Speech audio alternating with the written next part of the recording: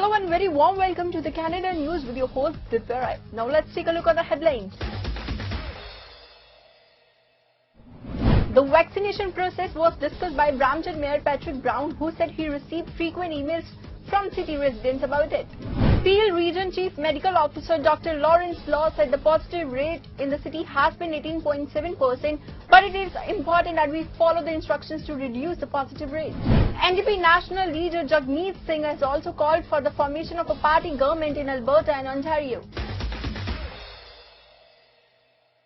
Now news in detail. The vaccination process was discussed by the Brampton Mayor Patrick Brown, who said he received frequent emails from city residents about it and will now finally be able to get the city to register for essential workers and those over 18 years of age. According to him, focusing on hotspots for the next week is condemnable. The move on Monday at 8 a.m. to allow those over 18 to book vaccine appointments has been met with great encouragement. There has been long queues to sign up for vaccines because people understand that getting a vaccine protects their friends, family, and their community. And for a long time during this pandemic, I was getting emails from mothers and fathers, husbands and wives concerned about a loved one working in an essential workplace. The average age of an essential workplace is 36 in Brampton, and so there's a lot of people that did not meet the age threshold before when it was 45 plus. And so, you know, those worried emails, it was something that kept me up at night because I know there was so much worry in our community. To know that all those workers are now eligible to book a vaccine appointment is just such good news. And you know, for the first time in the last year, I really feel optimistic about the road ahead. If you want to book your vaccine appointment, please visit ontario.ca/bookvaccine or call 1-888-999-6488. And I can tell you personally, when I went to get my vaccine, I did it to protect my wife, our two young children, and to protect my community. And I would encourage everyone to do the same, to get your vaccine, to protect yourself, to protect your loved ones, and to protect your community. The only caveat that I would say in this sea of good news, because it really is good news that we finally have protection on the way. The commitment right now for the increased vaccine supply to focus on the hotspots is for the next 2 weeks, and it really needs to be beyond that. If we only are able to vaccinate a portion of our essential workers, we're going to be in the same position a few weeks from now. And so I know those discussions are ongoing, but I just want to highlight the fact that that vaccine supply needs to stay stable. You know, we have an opportunity here to put out the fire, to deal with the outbreak in the hotspots, and it can't be a half measure. We need to get this job done. We need to make sure that our essential workplaces are finally protected. Peel Region Chief Medical Officer Dr. Lawrence Law said the positive rate in the city has been 18.7%, but it is important that we follow the instructions to reduce the positive rate and also reduce the loan on hospitals, who said the city is 90% hotspots. Also welcome the province's decision to vaccinate in hotspots. This week, Brampton's test positivity is at 18.7% with a weekly incidence rate of 455.3 cases per 100,000. There are early indications that our curve is starting to bend, but I must reinforce that this trend is early. We have been here before in the other two waves, and we know that we cannot let up. Success depends on continuing to limit our contact and interactions while getting vaccinated more and more, especially as our hospitals continue to contend with hospitalizations, intensive care demand, and the deaths that follow any surge. This week, as Mayor Brown mentioned, we have learned that William Osler is welcoming providers from Newfoundland and the Northwest Territories to support ongoing efforts to save lives and spare families from the impacts of grief or long-term COVID. I welcome these providers to our community, and naturally I wish it was under different circumstances, and thank them for their support. We're also in week 2 of our updated Section 22 order for workplaces and have started to see our workplace closures get ahead of outbreaks of the variants in our community. I do want to thank all of the impacted businesses that have complied with our investigations and have done their part to keep their employees and our community safe. Your sacrifices are helping, And while we are far from the end, we've also never been so close as we continue to vaccinate steadily. Peel's unique situation means that 85, almost nearly 90% of our community lives in a provincially designated hotspot, including all postal code areas in the city of Brampton. Our vaccine campaign continues to administer over 100,000 vaccinations a week across all channels.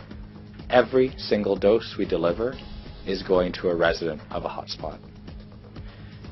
We welcomed the province's recent announcement and move to bring 18+ in hotspots to booking, as it allows many more of our residents to access our system and get vaccinated, and bring us closer to the 75% first dose target in our community. Meanwhile, NDP National Leader Jagmeet Singh has also called for the formation of a party government in Alberta and Ontario.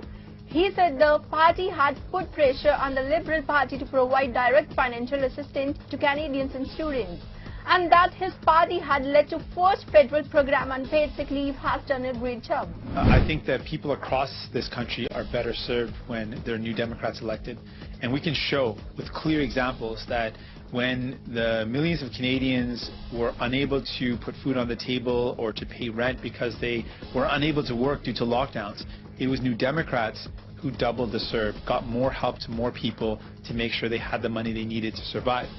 We did that. When students in Toronto and across this country were completely ignored by the Liberal government, it was New Democrats who fought to make sure that they got direct financial support. We have shown people across this country that when you elect more New Democrats, you are better off. People are better off because we are fighting for you. We brought in increases to the wage subsidy. When the Liberals introduced it at 10%, we increased it to 75%. That meant that we covered 75% of workers' salaries, and that kept millions of people employed. Millions of Canadians are better off when New Democrats are elected. And when it comes to the most vital tool to fighting this pandemic, paid sick leave, we laid the foundation for the first program at the federal level. We fought to make it happen. It needs to be improved, but we did that. It was not on the Liberals' agenda. We pushed and fought and got that victory for people. And again, we've shown that people are better off in Toronto and across Canada when New Democrats are elected. So we'll show Canadians that they're better off, and we'll continue to fight to show that our focus is on making life better for people, and we have shown that, and we've proven that, and we'll continue to do that in Toronto, but across Canada. We've got a strategy to communicate with all of Canada, including Toronto. It's really important to me. I love the city. It's where I was born. I call a lot of places home because I've lived in lots of places in Canada, but it's really special to me. It's really important to me. And the people of Toronto deserve to have someone there fighting for them. And we've got incredible candidates that have been nominated and more to come that will do a really amazing job of fighting for people. I think of Paul Taylor, recently nominated, who's someone that is well known as an advocate for food security, someone who's got a lot of cred, a lot of respect, and a lot of passion for people. Opposition groups called for a boycott of the government after reports of a long-term care home failed. Did not ask, and even now the arrangements are not being improved and PSW workers are not being recruited. Therefore, the minister should resign. The minister claimed that the government is taking concrete steps. These families are not just upset. They are dealing with trauma, with pain, with mental health impacts that will last for much longer than I think this minister understands. Speaker, let's recap what we've heard from the minister this week. She said that she didn't start the fire in long-term care.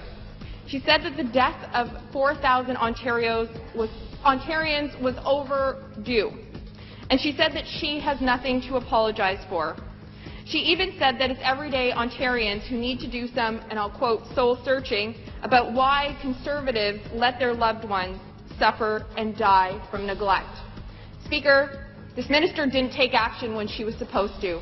They didn't hire PSWs over the summer. They didn't increase infection control measures in our long-term care homes. They failed to act. The only one that needs to do some soul-searching, Mr. Speaker, is this minister, and she needs to resign. When is she going to do that? Minister of Long-Term Care. Thank you, Speaker. I know very clearly what is true and what is not true. When we look at the response to the outbreaks in our homes, we were working round the clock. to address the capacity issues, the overcrowding in long-term care, to address the staffing, making sure that we were taking every measure possible, integrating the acute care sector into long-term care homes, the public health inspections, the public health efforts to support these homes, and training people during this time to make sure we had the workforce necessary, starting with the staffing plan that we had already undertaken and begun, and hiring over 8,600 people into long-term care with the pandemic pay. With the efforts in infection prevention and control, we were able to reduce the level of severity of the outbreaks. And I'm so grateful to the hospitals for coming to our aid when it was necessary. We were making sure all these levers were being taken, and we were continuing to advance long-term care on the staffing, the 4 hours of care. Ontario Health Minister Christine Elliott outlined the COVID-19 vaccine process in the province, announcing the launch of mobile immunization units at hotspot workplaces in Toronto, Peel and the York region. With a stable supply of vaccines, we continue to deliver more shots in arms. To date, over 5.5 million doses of the COVID-19 vaccine have been administered, and 43% of Ontario adults have received their first dose. Thank you to our healthcare workers, public health units, and many other partners whose hard work has helped us come this far. This week, we ramped up our rollout of COVID-19 vaccines to support our most at-risk communities, allocating 50% of this week's vaccine shipment to hotspot communities. To support this, on Monday, we opened up our provincial booking system to individuals 18 years of age and over in hotspots. The demand has been unprecedented, and on Monday alone, we saw over 533,000 appointments booked through the provincial system. Tomorrow, we will further expand eligibility to book an appointment, including to individuals aged 50 and over across the province, individuals with high-risk health conditions, and Group 1 of workers who cannot work from home, such as food manufacturing and distribution, agriculture and farm workers, elementary and secondary school workers, police, firefighters, and emergency medical service workers. As we receive more vaccines, we will continue to make it easier than ever to get vaccinated in our hardest-hit communities. Starting later this week, up to 60 pharmacies will begin to offer the Moderna vaccine in Durham, Hamilton, Ottawa, Windsor-Essex, and York Region's hotspot areas to individuals aged 18 and over. Further expansion of vaccines in pharmacies will continue throughout the month. Thanks to the many Ontarians who continue to sign up to receive the vaccine as soon as it's their turn. We expect to administer first doses to 65% of Ontarians aged 18 and over by the end of May. Nearly 7.9 million Ontarians. Sylvia Johns, head of the Vaccine Distribution Task Force in Ontario, outlines the next strategy for vaccine rollout. He said the vaccine rollout strategy has been expanded this week, with the target of vaccinating 18 years old in the province by week of May 24th. We are continuing to take steps to expand the province's immunization rollout, and we remain determined to get vaccines distributed to as many people as possible in areas where COVID-19 and its variants are spreading most rapidly. That is why today we are announcing the launch of new mobile vaccine units to help us quickly reach small to medium-sized workplaces in areas where the need is greatest. Beginning Friday, an initial deployment of up to 5 mobile units will be launched in Toronto, York, and Peel regions to reach businesses that have employees who cannot work from home and have a history or risk of outbreaks. In addition to this initial launch, more mobile units will continue to be added over the next several weeks. These will be equipped with the necessary resources to provide an easy and seamless process for workers to be vaccinated as quickly as possible in priority hotspots.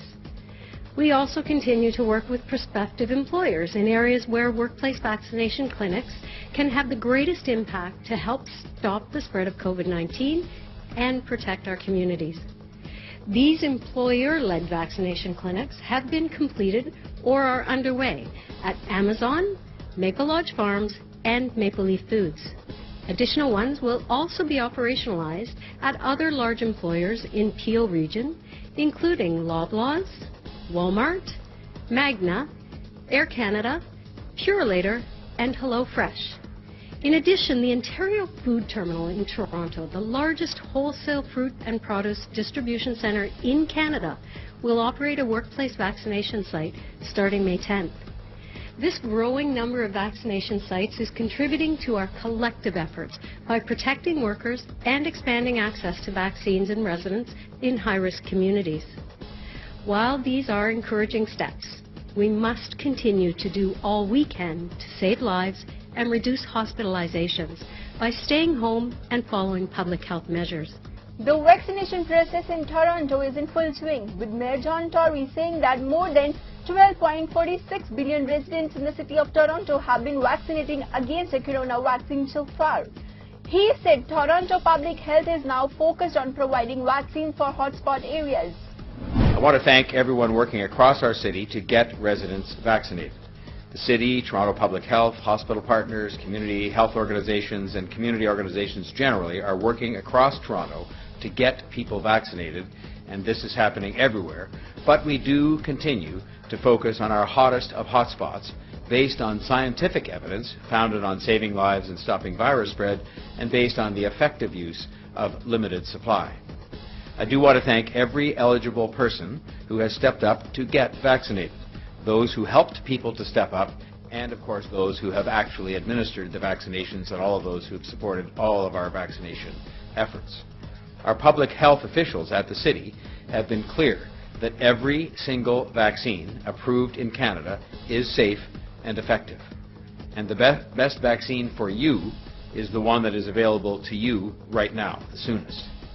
Today, the city and our partners are holding 34 clinics across the city, including pop-up and mobile clinics in hotspots like, and for people 18 plus, hotspots like North York. Toronto Health Partners with a pop-up clinic in Newtonbrook vaccinating 1,200 people. University Health Network holding 3 pop-up clinics in George Harvey Collegiate Institute, Habitant Arena, and Albion Arena to vaccinate more than 7,000 people. Unity Health Toronto, Downtown East Health Team, and West Toronto, Ontario Health Team holding 5 pop-up clinics to vaccinate 3,460 people. It's a great sign of progress that 223,817 people have registered for a vaccine in a city-run clinic since the eligibility opened up just this past Monday to people 18 and older who live in hotspots. 223,817 people just since Monday have signed up for a vaccine in a city-run clinic since we opened the eligibility up to people, the province did, 18 and older in hotspots.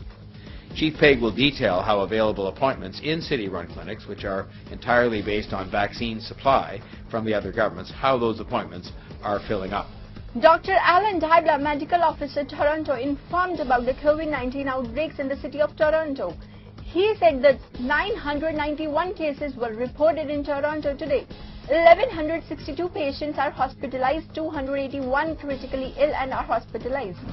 Today, I'm reporting 991 new cases of COVID-19.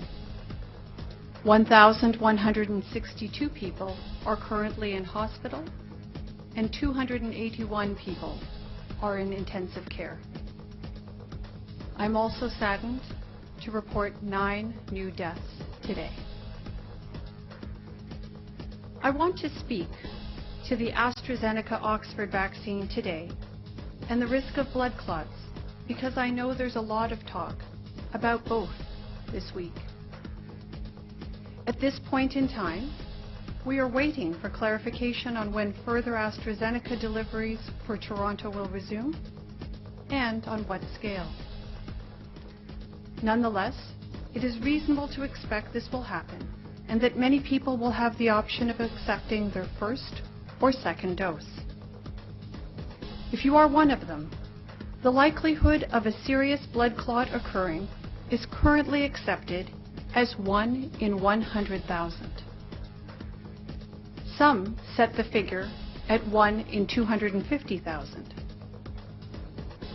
I would suggest we can, in fact, look to the United Kingdom for confidence in the low risk of receiving the vaccine. More than 22 million first doses of AstraZeneca have been given there. And thus far, there have been 209 cases of blood clots related to the vaccine. This equates to 9.3 cases per 1 million doses. In Canada, more than 1.7 million doses have been delivered here, and the risk of blood clot-related side effects continues to be considered very rare. We are dealing with a new virus. As such, we are all in unexplored territory, and our knowledge related to the virus continues to grow. Mississauga Mayor Bonnie Crombie announced the latest status of the COVID vaccine rollout in the city, announcing that citizens 18 years of age and older will now be eligible for the COVID vaccine. He said the vaccine rollout could be a game changer for the Mississauga Peel region and others. Rollout is ramping up significantly. The accelerated rollout is a true game changer for Mississauga, Peel, and for the entire province.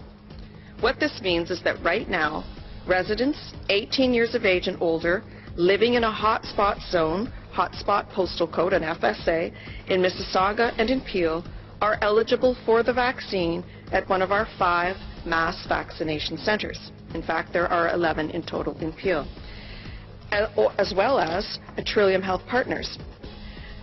I want to give my sincerest thanks to the Government of Ontario, in particular Health Minister Christine Elliott, Solicitor General Sylvia Jones, and of course Premier Doug Ford, for making the vaccine available to more of our residents.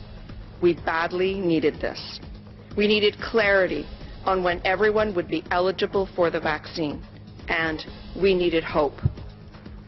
But the news for Mississauga gets even better.